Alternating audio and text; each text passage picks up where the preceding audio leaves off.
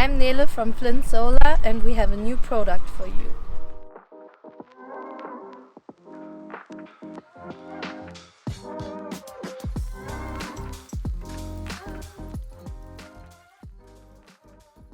With the FLINstripes, your battery charges evenly and constantly, eliminating the need to depend on shore power.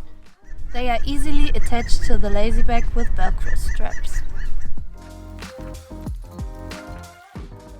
You can have your local sail maker to apply the Velcro straps to your sail cover.